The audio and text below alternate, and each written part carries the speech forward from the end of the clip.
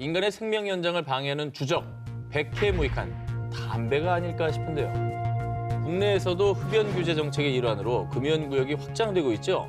자, 그런데 몇 년 뒤 이 나라에 여행 갔을 때 담배를 사는 것 자체가 쉽지 않을 것으로 예상되는 곳이 있습니다. 본격적으로 담배와의 전쟁을 선포한 나라 뉴질랜드입니다. We want to make sure young people never start smoking, so we are legislating for a smoke-free generation by making it an offence to sell or supply tobacco products to those aged 14 when the law comes into effect. 젊은 층의 흡연을 원천 봉쇄하기 위해서 금연 세대 도입. 2009년생부터는 성인이 된 이후에도 앞으로 평생 담배를 구매할 수가 없게 하는 강력한 법안을 발표한 겁니다. 아예 막아버리는 거군요. 마약 금지하듯이. 그러니까 뭐 중독성을 따지자면 담배도 굉장히 심하기 때문에 뭐 이걸 마약으로 해야 된다 이런 주장도 있는 거잖아요. 그렇죠. 그리고 딱 사실 흡연자들도 본인들도 아세요. 건강에 정말 나쁘다는 거. 매년 새해 될 때마다 금연을 외치지만 그게 다 쉽지 않거든요. 그렇죠. 근데 여기는 아예 이제 법적으로 살 수가 없으니까 금연을 의지 때문에 못하는 분들이라면 법의 도움을 받아서 좀 가능해지겠죠. 자, 그런데 궁금합니다. 하필 또 이게 왜 2009년생부터 적용이 되는 겁니까? 물론 담배가 해롭긴 하지만 수천 년 동안 소비된 기호식품인 만큼 기존 흡연자들에게 강제로 담배를 금지하는 게 힘들 것을 고려했고요. 아직 담배를 접하지 않은 청소년들만이라도 흡연을 시작할 수 없도록 원천 차단하려는 의도인 건데요. 이처럼 담배 연기 없는 국가를 꿈꾸고 있는 뉴질랜드는요. 2025년까지 전국 흡연율을 5%로 떨어뜨리고 궁극적으로는 흡연율 0% 달성을 목표로 삼아 강력한 금연 정책을 추진하고 있습니다. 그 일환으로 뉴질랜드 정부는요. 담배 판매점 개수를 약 8,000개에서 500개 미만으로 대폭 감축, 담배 니코틴 허용 함량을 축소하고 담배 중독자를 위한 치료기금을 확대하는 등 금연 국가로 거듭나기 위해 다양한 정책을 시행할 예정이라고 합니다. 야, 이건 뭐 아예 그냥 금지를 해버리니까 확실히 담배 피우는 인구는 확 줄긴 하겠네요. 물론 뭐 반론도 있을 거예요. 개인의 선택, 뭐 자유 이런 얘기도 하는 분도 있겠지만 이 나라 전체 건강을 생각하자면 저는 좀 긍정적인 조치라고 생각이 듭니다. 그렇습니다. 일본의 직장인들 사이에선 이와 김 과장, 내가 그 검사 받으랬잖아. 아, 우리 회사 벌금 내면 어떡할 거야? 맞다. 깜빡했습니다. 죄송합니다. 바로 이 질병 때문에 벌금을 낼 수도 있는데요. 뭔데 검사 안 받았다고 회사에서 벌금을 내요? 전염병인가? 자, WHO에선 이 질병을 21세기 신종 전염병이자 세계 10대 건강 위험 요인으로 규정. 당뇨병, 성인병, 심내혈관 질환 등을 유발하는 무시무시한 이 질병의 정체는 바로 비만입니다. 그 비만을 질병으로 이제 규정을 하더라고요. 아, 난 바로 벌금 내야 돼. 네. 그러니까 벌금을 많이 내야 되네.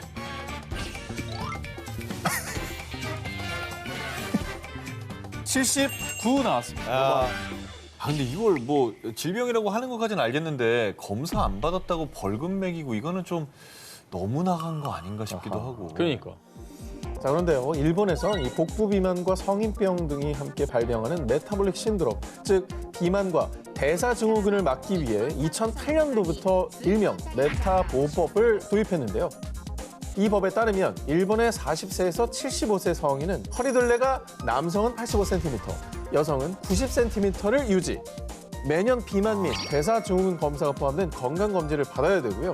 이 건강보험에 가입된 지자체 기관, 회사는 의무적으로 이 직원들이 건강검진을 받을 수 있도록 해야 됩니다.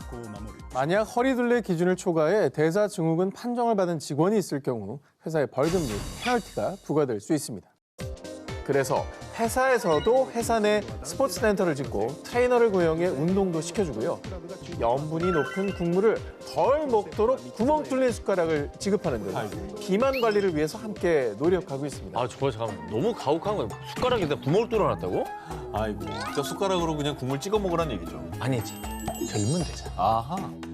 아니, 들고 마시는 것까지 어쩔 수 없지만 오케이. 그래도 건더기 위주로. 이건 진짜 줄줄 새는 거 아니야? 자, 그리고 만약 비만으로 판정받을 경우 의사와 영양사의 지도에 따라 맞춤 솔루션을 받게 되고요. 3개월에서 6개월 뒤 개선될 때까지 관리해준다거나. 근데 뭐 회사가 나서서 다이어트를 도와주는 거니까 뭐 좋을 것 같기도 한데요. 어떤 면에서는. 그렇죠. 근데 일본 사람들은 다른 나라 사람에 비하면 좀 날씬한 편 아닌가요? 자, 당장 이 눈에 보이는 비만 인구는 적어 보이지만요.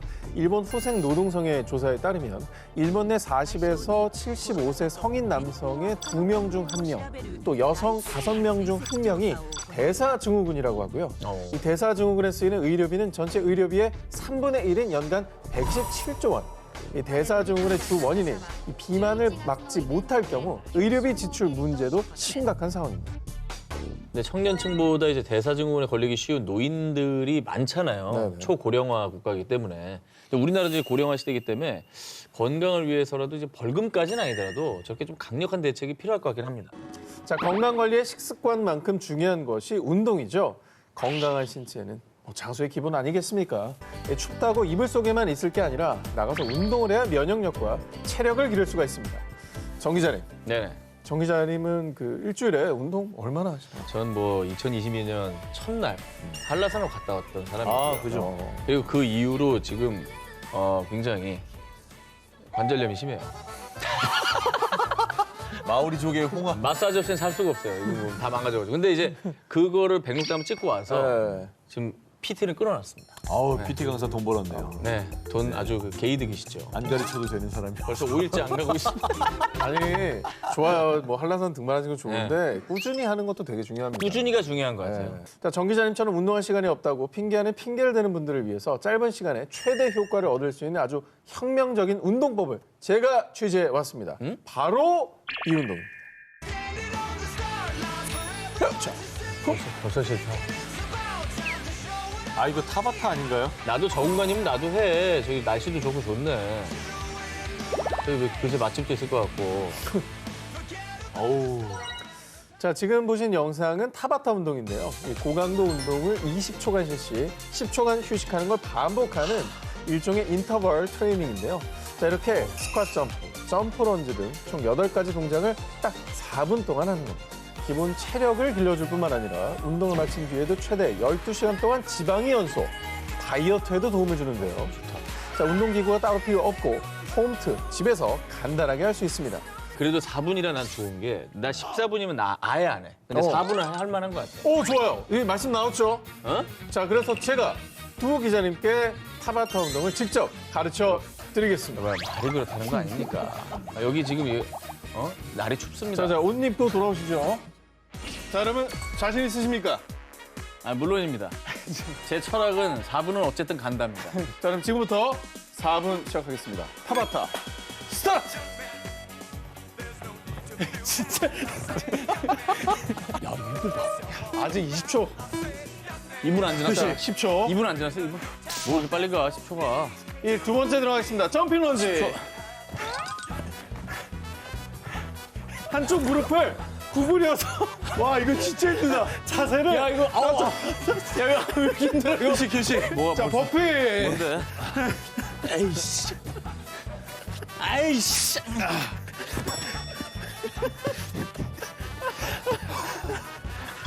아, 이거 마이크 소리 진짜. 자, 크로스 크런치. 누워서 상체도 들어야 돼요. 저희가 주제가 초심입니다, 초심. 새로 리셋한다는 마음으로. 이런 거 취재하지 마, 이씨. 안녕하십니까. 언제부터 운동을 시작하셨는지. 둘. 정기자 턱이 2개가 됐어요. 야, 표정은 살아있다. 하나, 둘, 셋, 넷. 요즘 들어 부쩍 눈이 침침하고 흐릿한 게 예전만큼 잘 안 보이시는 분들 있으시죠? 네. 지금도 가물으니 앞에 보고 있는 거거든요. 아예 대기실에서 한 기자님이 언제부터 전화기를 이렇게 보더라고요. 몽골 사람인 줄 알았어요. 너무 멀리서 책을 보시길래. 어느 날 내가 뭘 보는데 나도 모르게 순간적으로 내가 이렇게 아, 진짜? 떼서 보더라고요. 어쨌든 뭐 이건 뭐 우리가 다 준비를 해야 되는 부분입니다. 네, 그죠? 그럼요. 저는 노안이 온 사람들을 전부 이해할 수 있어요, 이제. 자, 사실 갈수록 시력이 떨어지고 눈이 침침해지면 노안이 찾아오는 거는 자연스러운 현상입니다. 게다가 요즘 스마트폰 또 전자기기 사용이 잦아지면서 노안이 더 빨리 찾아온다고 합니다. 자, 그런데 노안으로 고민인 분들에게 희소식이 있습니다. 한 기자님 이거 진짜 좋아하실 거예요. 그래요? 이거 뭐 뜬구름 잡는 얘기 아닙니다. 아니에요? 지난 2021년 미국에서 출시해서 화제를 일으킨 거. 자, 이 약 한 방울만 넣어봐. 딱 한 방울만 떨어뜨려도 근거리 시력 확인상. 컴온.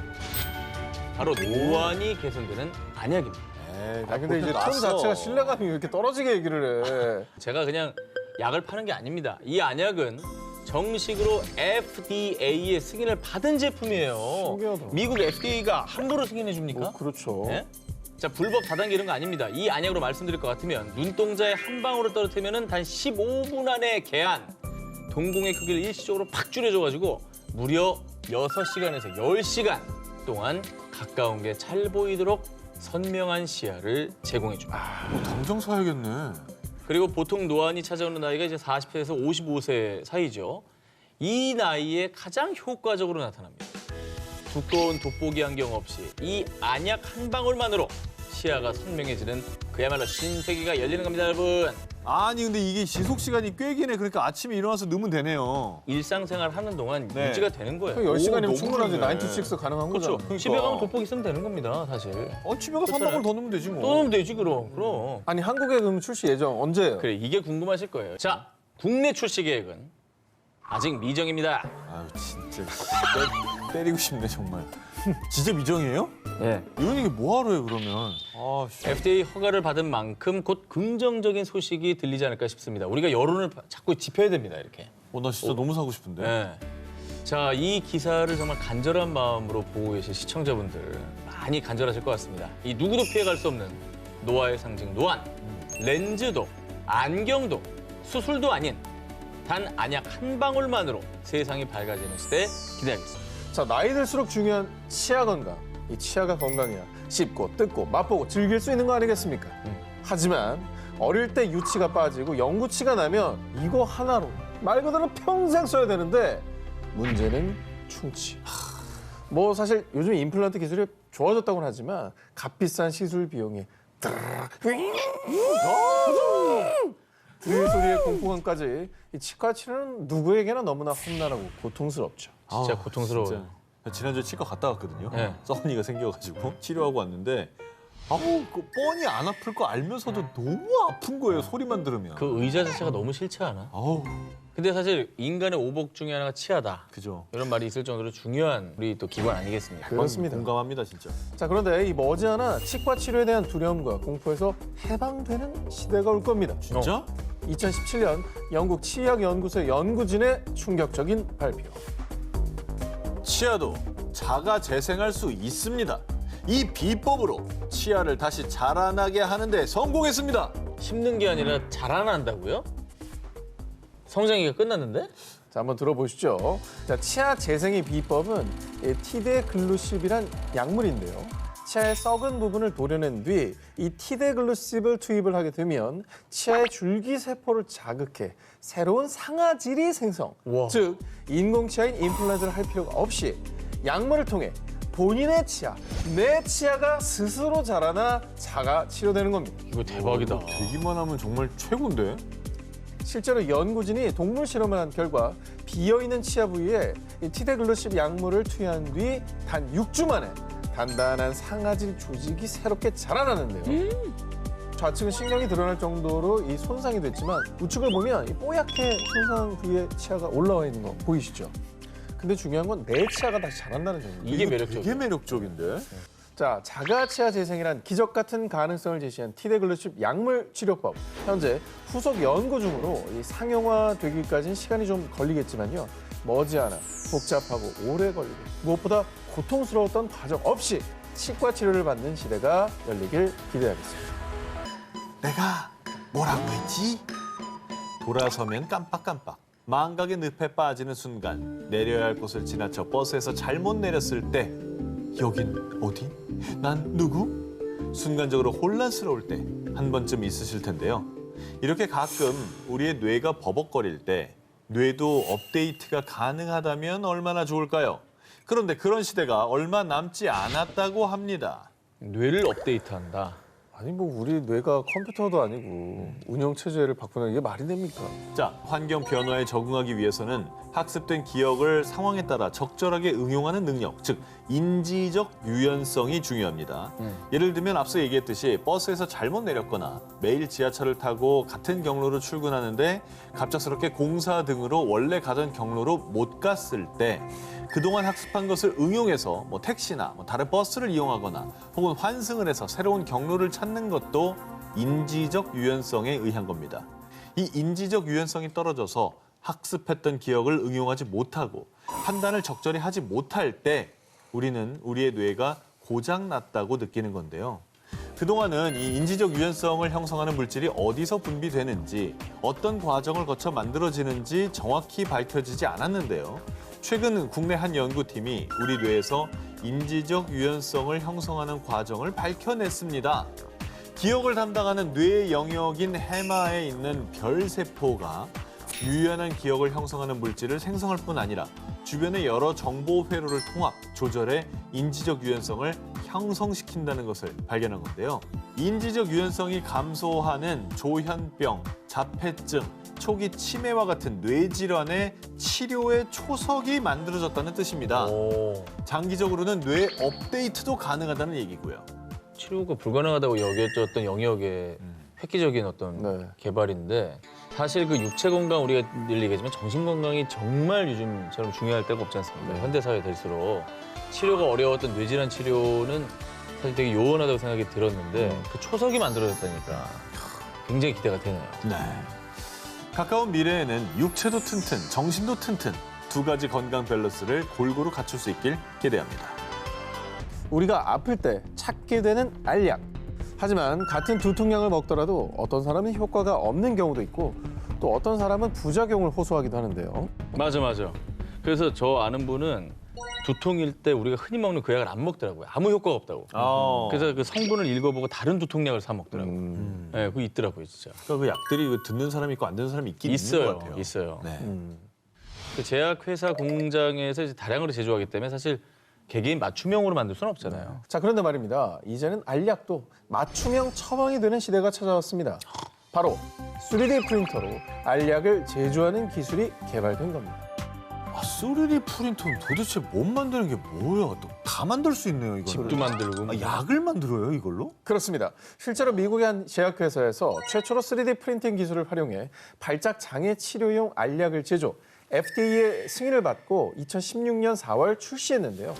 그동안 의사들은 제약회사에서 정한 약 용량에 따라 처방해야 됐지만 3D 프린팅 기술을 활용한다면 환자 상태에 맞춰 나노 단위의 정확한 용량으로 약을 제조할 수 있습니다.